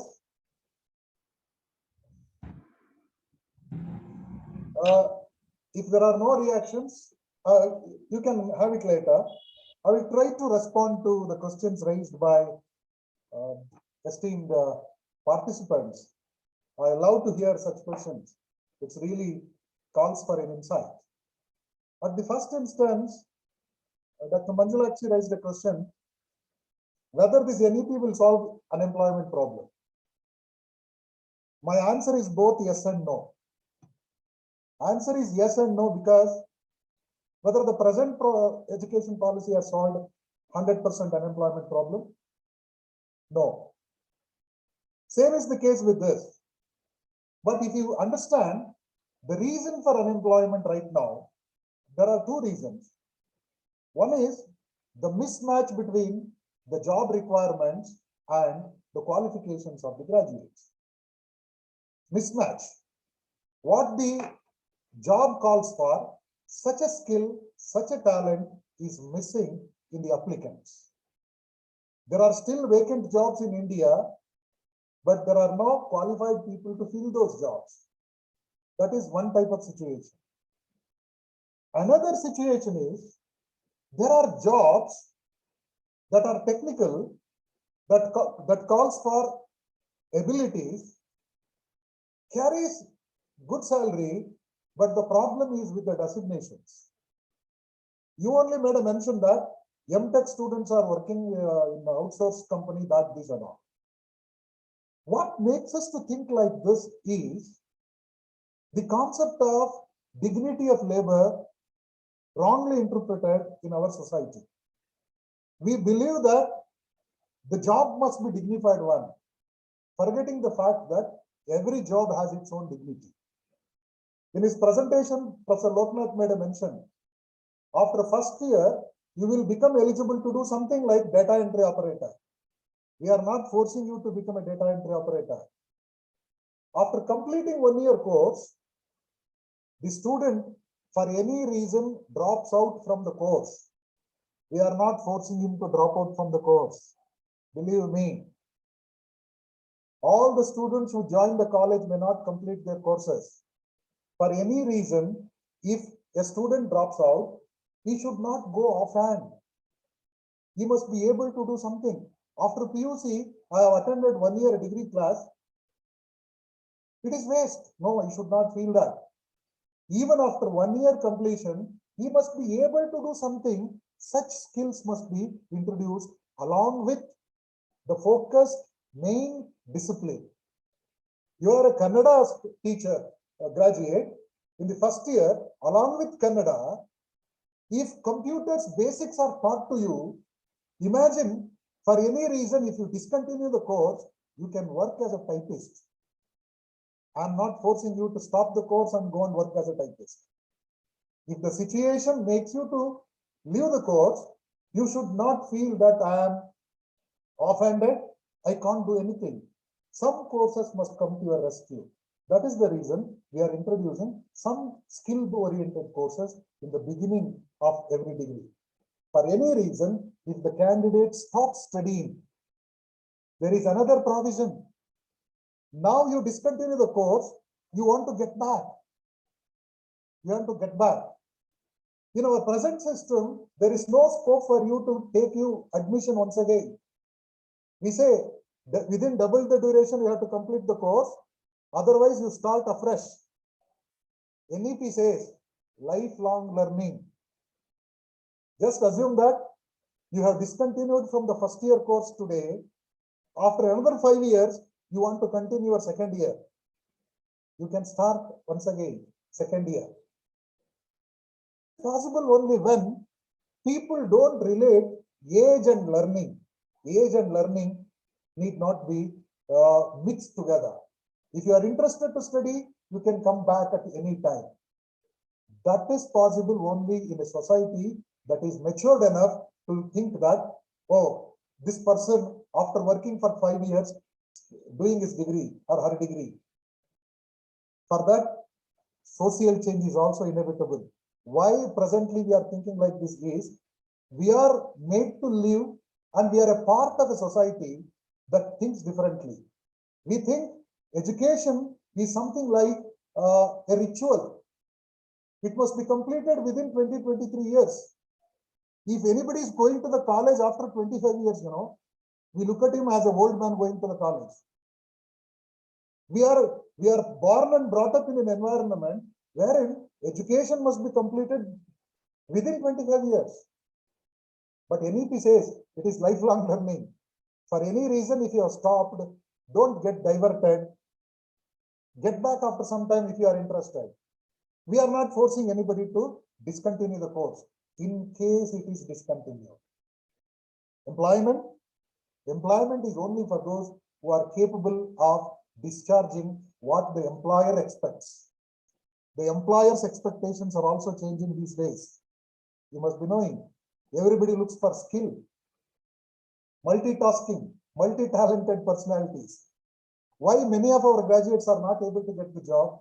It is because of their inability to meet the requirements. But through NEP, an attempt has been made, and we are not under the impression that whatever we have said is everything. We are still in the process of making it. We can add it. Along with learning, living skills, life skills can also be added. If that is done, to a greater extent, unemployability problem can be sorted out. Followed by that, research. Madam said, if you make people to study so many subjects, is it possible to concentrate on research? Research need not be only into one particular area. Research will become dynamic only when you make it multifaceted, multidimensional, reality-oriented research. Many a time people say our research are focused and university research centers are white elephants. They are not reaching to the public. They are not reaching to the grassroots level. But this NEP makes you to understand how best you can reach out to people, make it is acceptable and useful for everybody, so that research will not be affected by this. And in my opinion, there is no need to concentrate 100% on only one subject to become research. We have already started thinking in terms of multidisciplinary researchers. Multidisciplinary researchers.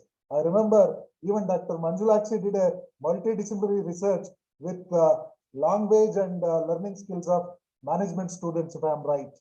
Such multidisciplinary tasks need to be taken these days that will focus on research. Further, Selvakumar raised the basic question: what are you going to make? Are you going to make multidisciplinary graduates, hybrid graduates, or focused graduates? Today, knowledge is like that. The explosion of knowledge and the means for getting it made us to concentrate, made us to think very vibrantly. You need to be both a specialist and a generalist. You need to be both a specialist and a generalist. If you are only a generalist, people will not respect you because you are not specialized in anything. If you are only specialist, you cannot reach many people because that is your limitation. To overcome this limitation, multidisciplinary, hybrid type of graduation, hybrid type of research, life itself has become multifaceted, multidimensional. He is emphasized that can be done only when we prepare our graduates to accept the realities of life. With this reality, you have to make the students to accept this. Madam from Sharda Vilas College or something, I believe, she said, is it not something going to be forcing on the student? In the beginning, it appears that we are forcing because they themselves cannot make decisions. Instead of forcing, try to educate them, try to inform them about it. And education is a continuous process. Nothing will stop. If we are convinced at least some 80% that we are on the right track, and the other person is not 100% sure, guiding them, helping them to arrive at a conclusion is not forcing, it is facilitating. You need to facilitate the students and not to force them. In that process, we have to encounter lot many difficulties, lot many confusions, suspicions also. Say for instance, why he is forcing on this? Is it to popularize his subject, his course, to become popular, to become hero? Why he is doing all this? Suspicions will be there, confusions will be there. Even you have to encounter criticisms also in an attempt to introduce something new. The government has already made it a policy. Single person, though whether we like it or not as individuals, as a policy it has been implemented, we need to try to grab the most and make it more useful to our students than suspecting. For our suspicion, let us try to find out the answers. This is what my reaction. Any more queries, please?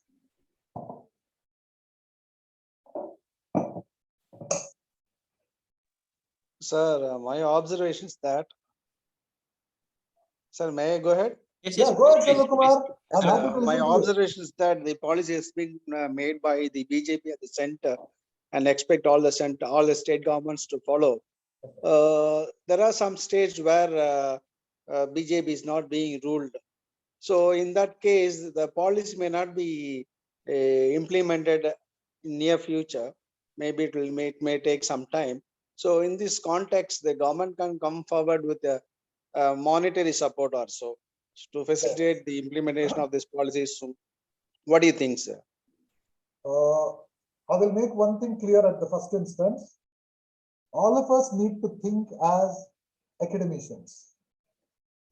Academicians at the end of or at the side of implementation. A policy has been already made and we are supposed to implement it.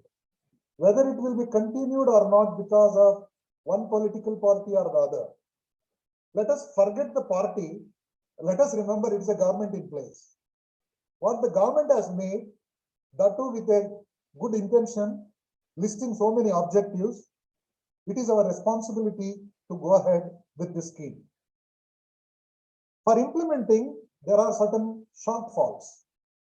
Those shortfalls must be listed. The Committee on NEP, National Education Policy, has also made a list of responsibility of the government to implement these policies. Government simply cannot make a policy and forget it. It should create an environment wherein it can be implemented effectively. Some infrastructural restructuring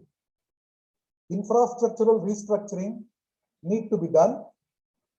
Reintroduce certain things. Facilities, financial facilities, research fund, National Research Fund is going to be created for encouraging researchers. And at the same time, internationalization of education is another objective of the government. Wherever it is needed, government will facilitate collaboration between the universities and the colleges to make global perspective in our education and our delivery systems. For that purpose, simply making a policy and leaving it to the state government to implement will not do anything unless the government will also rise to the occasion and support its implementation. I'm sure for that, the committee has recommended and the government is also very positive in that direction. As academicians, let us free from all prejudice and bias. Is it good for our students? If it is good, in implementing, what are the problems? To solve these problems, whom shall I approach? That should be the spirit. Hope you got it, Selva Kumar. Yes, sir. Thank you, sir. Anybody else? If you have any queries, any kind of queries, please go ahead.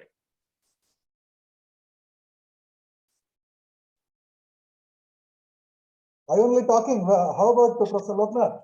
Sir, ಅವ್ರಿಗೊಂದು VC ಅವ್ರ ಜೊತೆ meeting ಇದೆ ಅಂತ ಹೇಳಿ SMS ಮಾಡಿದ್ರ please. Okay, no problem. Sir, one more question to you, sir. Please, madam, please. Sir, all these years, that is, when a student used to take an admission to the course, he was supposed to be in the course for 3 years. So Yes. though sometimes it was difficult for the student, he used to try more and work upon it, and he used to get through, and we teachers also used to help the students. But now the students are at liberty. That is, after completion of first year, they may not continue this. And first one is educational problem. They may not be able to cope with the course. And the second one is social problem and other problems at home, domestic problems, all these things, one side. And the other side is, nowadays, the people, that is youngsters, they want to make money. That is, after completion of 1 year, they leave the education and they will go for some jobs, small jobs, and they will settle to a mediocre lifestyle. So are we not spoiling our youngsters, sir? See, with a little bit of pressure, see, when we are pressurizing the students to complete the course with assistance, they will complete the course. And after completion of 3 years, the students are matured enough to concentrate upon the studies and they will go up in life. So with 38 years of service, I have seen such many instances.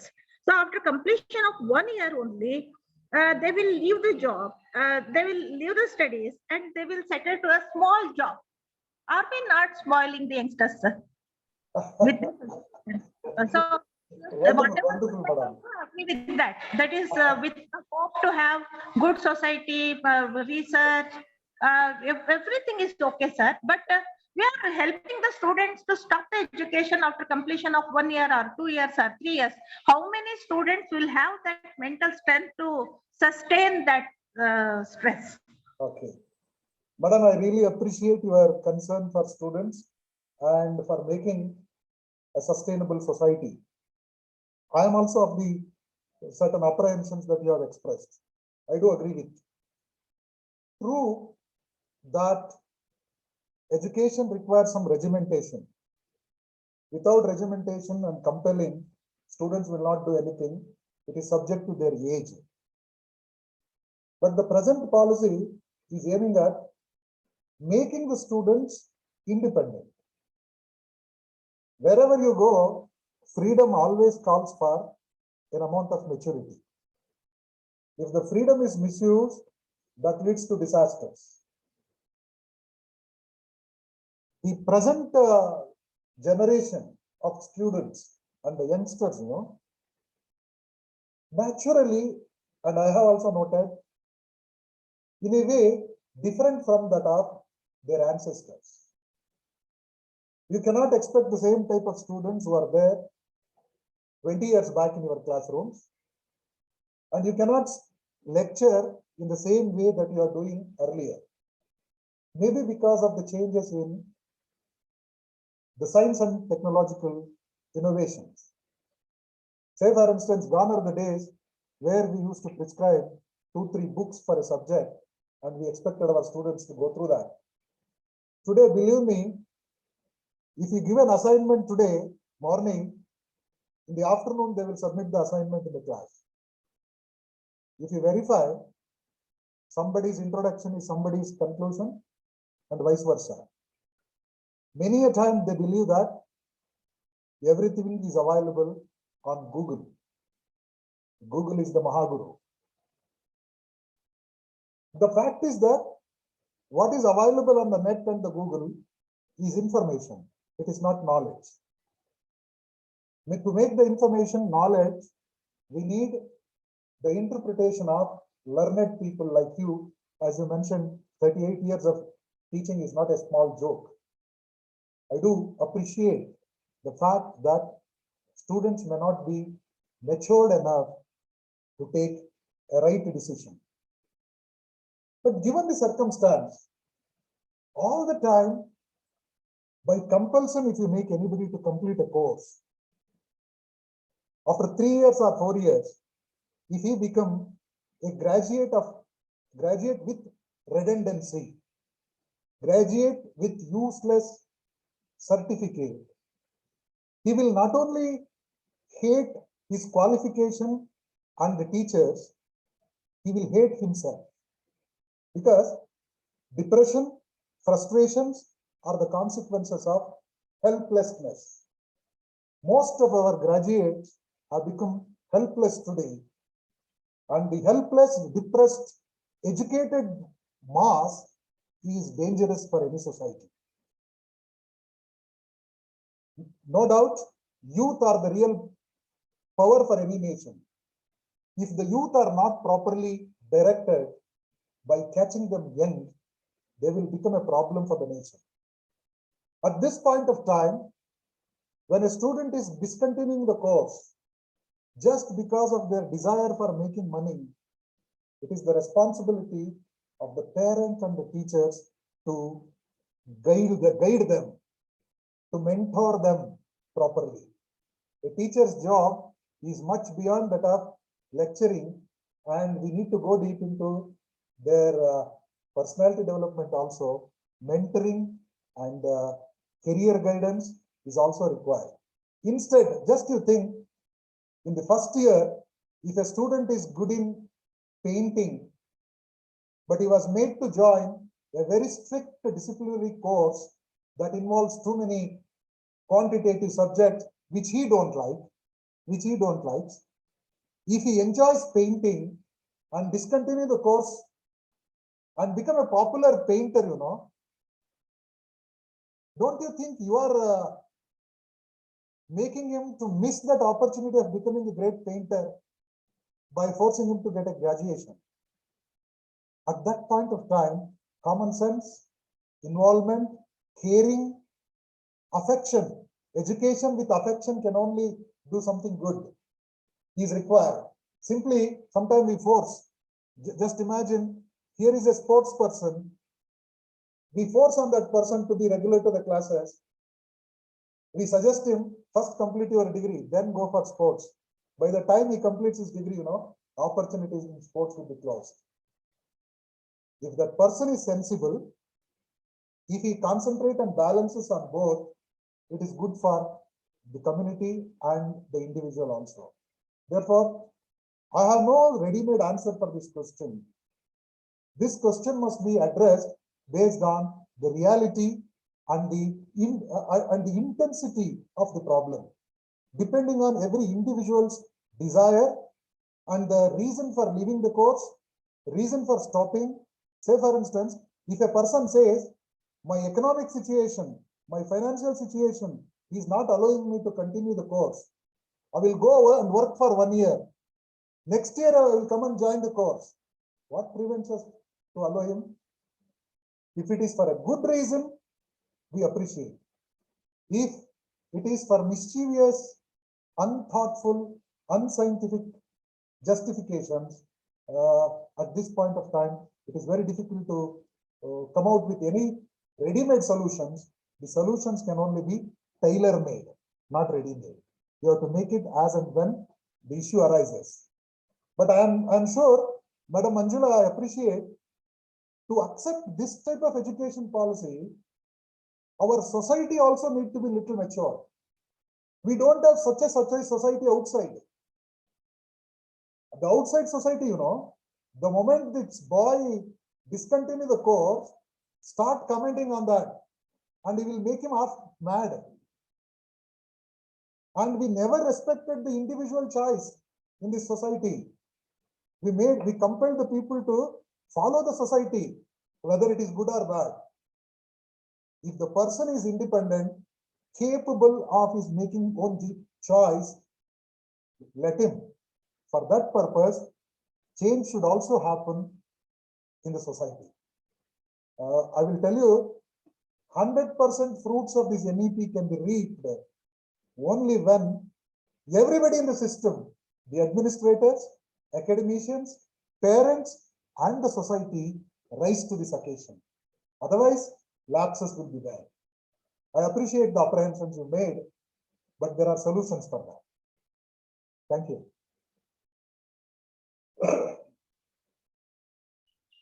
Thank you, sir. Anybody else?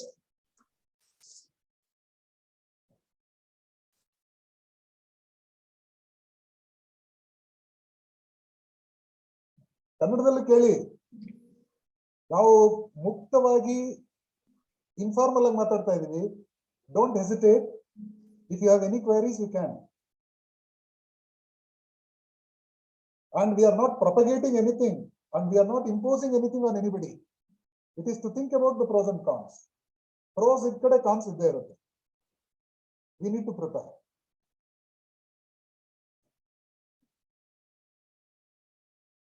More than anything, the purpose of this session is to popularize, to make it known to everybody. The title of the workshop itself is thematic propagation of NEP 2020. Yes. Please ಕೇಳಿ, ಇನ್ನಾದರೂ ಇದ್ರೆ ಕೇಳಿ.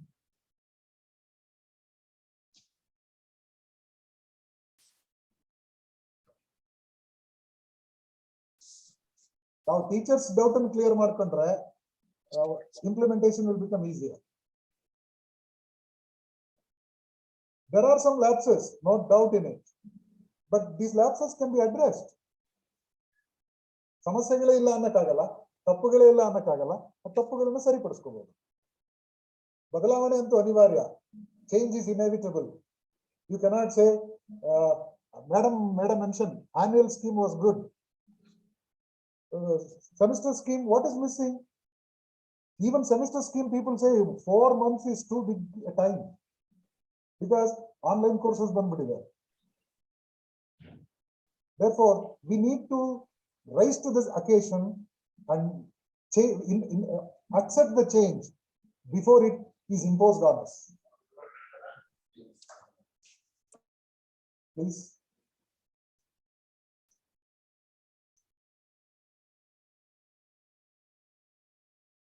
You can also criticize whatever comments I made.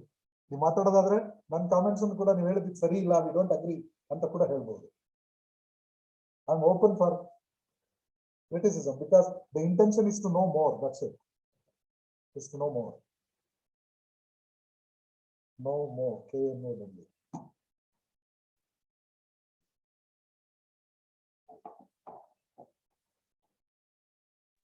Sir, may I know, sir, how about the system in other parts of the world, sir? Maybe in a brief, you can tell us. The system in the, say for instance, most of our committee's recommendations are based on Western system of education.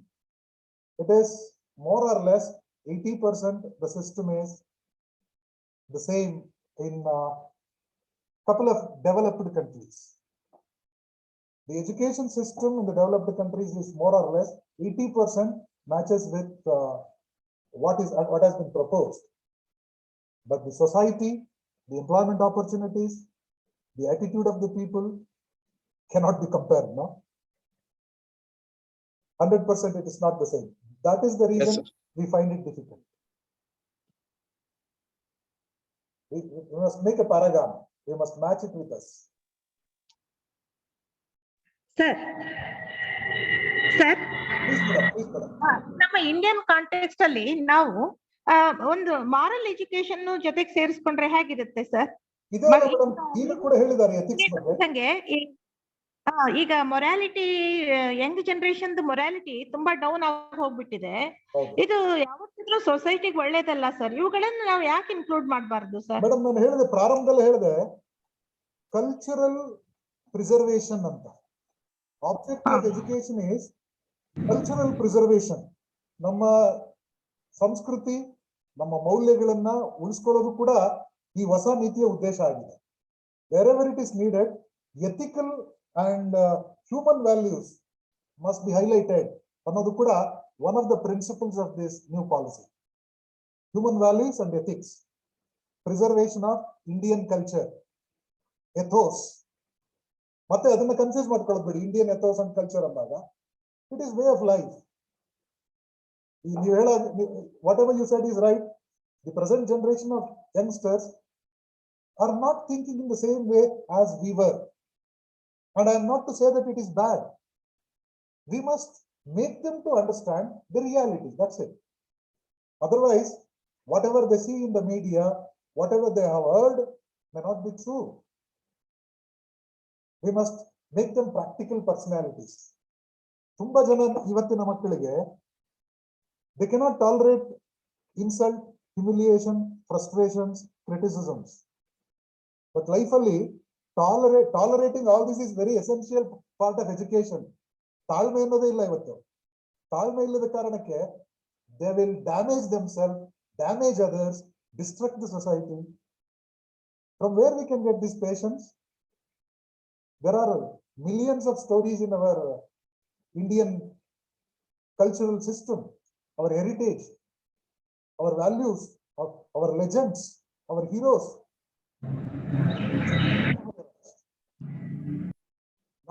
ಆ ಕಾರಣಕ್ಕೆ ನೋಡಿ, ಒಬ್ಬ ಸೈಂಟಿಸ್ಟ್ಗೆ human values ಬಗ್ಗೆ ಹೇಳಬೇಕಾದಾಗ you need to focus them towards something related to literature.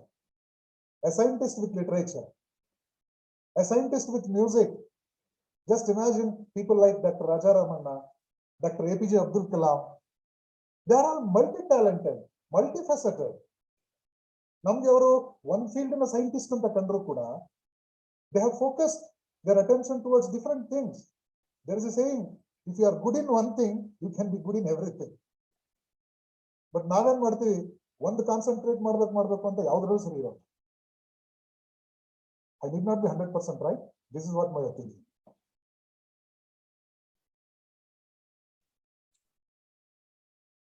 Any more comments?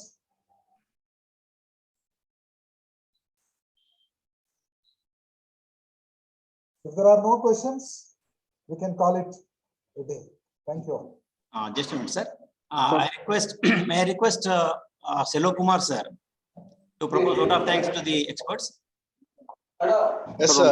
Yes, Selo Kumar, please. It is my profound duty and the privilege to propose the vote of thanks to the speaker, Dr. Anand sir, and the other speaker who spoke this morning, Anand sir. So it's been a wonderful session. I thank both the speakers for this wonderful session.